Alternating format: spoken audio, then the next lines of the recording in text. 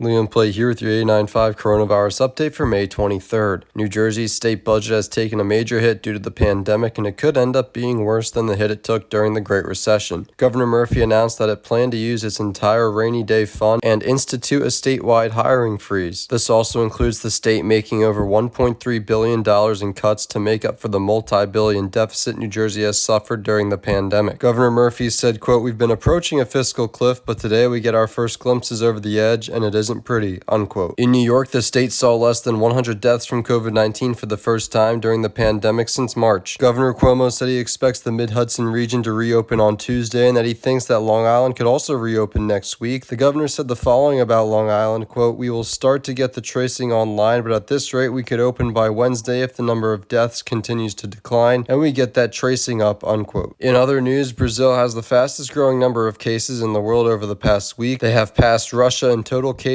and are now second behind the U.S. in number of cases. That's all for today's news update. Once again, I'm Liam Play. Now I will send it to your WSOU sports update for today. Thank you, Liam. I'm Wilnir Louis here with your sports update. Georgetown head coach Patrick Ewing announced that he tested positive for COVID-19. He is currently isolated at a local hospital. Meanwhile, the NBA is in talks about resuming their season. There's a possibility that the 2019-2020 season can restart at ESPN Wide World of Sports Complex in Florida. Finally, for Seton Hall, they're working with two teams for home and homes this coming season. Rhode Island and Penn State are the two schools, and both games will be on the road for the Pirates before coming home the following season. That is all for your WSU sports update. Now back to Liam Plate. That'll do it for today's update. Follow WSOU News on Instagram and Twitter for more daily updates. Reporting for WSOU News, I'm Liam Plate.